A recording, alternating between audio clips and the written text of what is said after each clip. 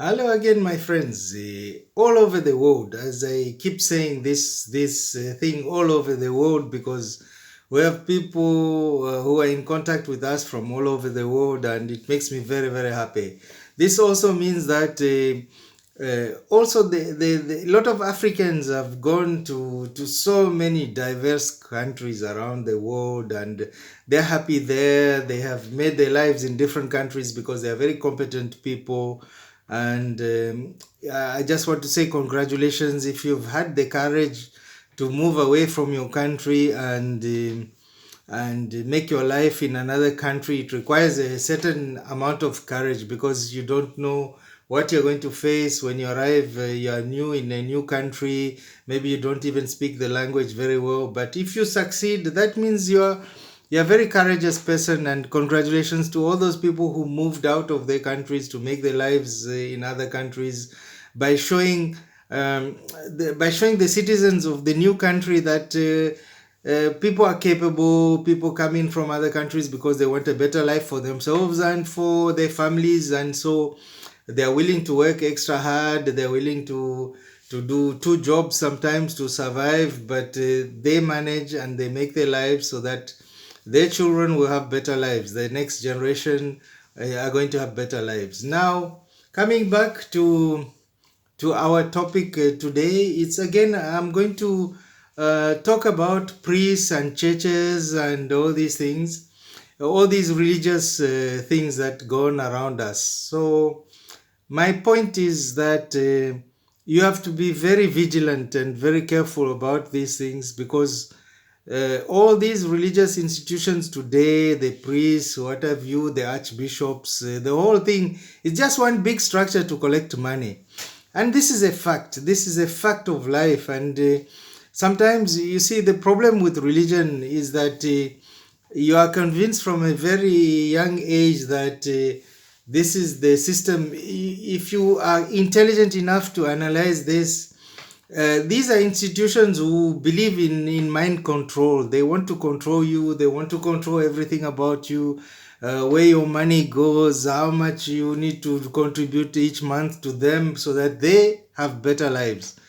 So a simple thing I'll ask you straight away is, how many times have you had a problem and one of the pastors or one of the priests, they came to your house, they opened their purse and they said, here's some money, brother. This is for you to help you out of this tough situation.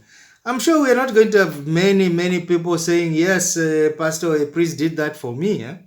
So this thing of religion, it's not that I'm against religion. I believe in God myself, but I don't believe God needs payments every month to ensure your protection or to take you to heaven or whatever waits for us after death. But I'm talking to ordinary people out there who are finding lives so tough, and when it's difficult to make ends meet, and then you have the church which is keeps putting pressure on you to give money every time. Give money for this cause, give money for the other cause. There's something here, you need to donate, you need to donate. How many of these churches, can you honestly tell me, how many of these churches have sent you a statement every month saying that this month we collected so much from and details of all the people who contributed, and this is where we have used the money? How many churches do that? Me, I don't know any church which is giving a clear accounts of what is being done with the money. All I know is that that whole organization, church, priests, and everybody, they're all living well. Eh? I've not seen. Have you ever seen a priest on the road begging for money or begging for food to eat? I see ordinary people who are suffering on a daily basis. These are people who just want to survive, but I don't see the churches. For example, in France, I'll talk about France. Let's just put Africa aside. This, I'm not talking about Africa here. I'm talking about other countries like India, like Europe. I mean, the countries in Europe, even France. Let me talk about France. I live in France. We have huge churches, huge cathedrals here, which are, like thousands of square meters of space. And in France, can you believe, we're in Europe, in France, we have people sleeping on the road, people sleeping in the metros, people sleeping, wherever they can find some place. You know why they do that? Because they don't have money to pay the rents here. And the irony of all this is that France is a very rich country.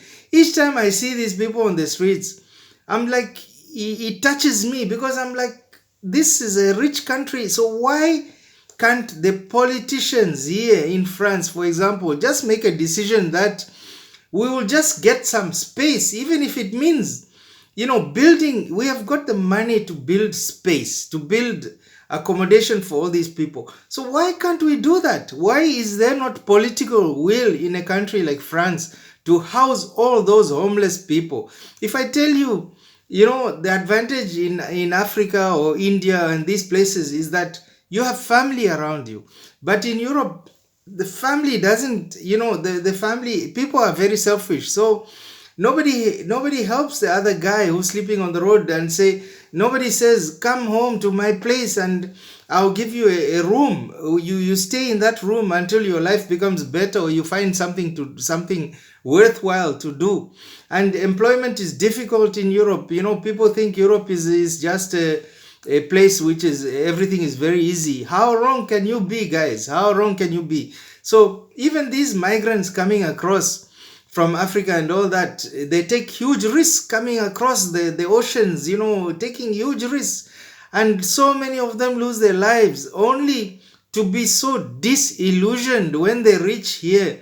There's nothing for them. They are just shunted off into these camps where they are treated less than human. They are just put in those camps. They have to survive. I don't know. Guys, don't think everything is fantastic in Europe. If you can make a life in your own country, in Africa or India or whichever country you come from, you are better off where you are, because you have got family support. When you come to Europe, you don't have family support, and that's the worst thing. That's the worst thing. When you have nobody to talk to, you don't know how to get out of the situation, and the government or the authorities, even though if they have money, but they don't want to spend it on you because it's not a priority for them. Their priority, the politicians, for example, in Europe and all that, is just getting votes. It's just like politicians everywhere, by the way. It's just getting votes and putting themselves in a good place for the next election. So what I'm trying to say is that, don't get conned by all these things.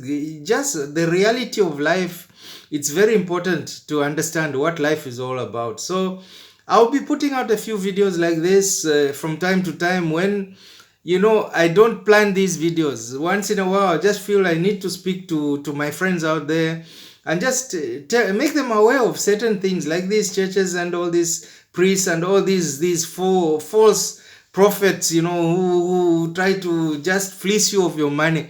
Aren't you better off just helping your brother or your neighbor or your sister, brother or your sister or your neighbor or somebody if the person is suffering, just go give the guy a helping hand, give him some money, give him some food. At least where your money has gone. Am I right or wrong? Please, guys, tell me, just respond to these videos. So with that message, I just want to say bye to you, and I hope I've not bored you too much with some of these things, but I would like us to look at lots of issues that happen in this world with a realistic point of view, and I hope I can help some of you see life more clearly. So take care, guys, and next time.